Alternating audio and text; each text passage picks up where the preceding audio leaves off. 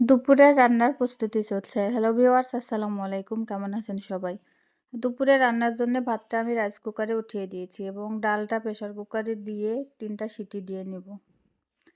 City দেওয়া হলে আমি ডালটা একটু ঘেঁটে নিয়ে পানি দিয়ে কিছুক্ষণ ফুটিয়ে নিব। ফুটানো হয়ে গেলে ডালটাতে ফোড়ন দেওয়ার জন্যে আমি পেঁয়াজ, রসুন, মরিচ কুচি ও গোটা জিরা দিয়ে লাল, লাল করে ভেজে নিয়ে ডালটাতে দিয়ে দিব।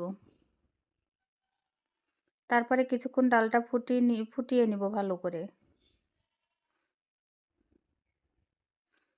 ডালটা ফুটানো হয়ে গেলে এবার আমি ডালটা নামিয়ে নিয়ে ভর্তার জন্যে পেঁয়াজ, রসুন এবং মরিচের বেরেস্তা করে নেব।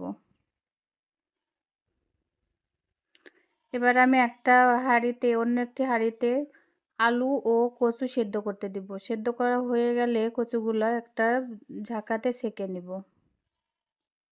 এবার আমি ডিম ভাজার জন্য ডিমটা প্রসেস করে নিচ্ছিলাম।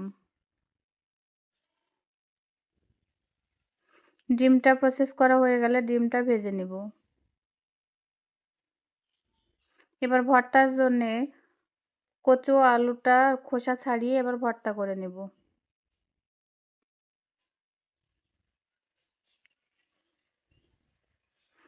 হয়ে গেল আমার আজকের রান্না। ভিডিওটা যদি ভালো লাগে তাহলে লাইক, কমেন্ট, শেয়ার করবেন। আল্লাহ হাফেজ।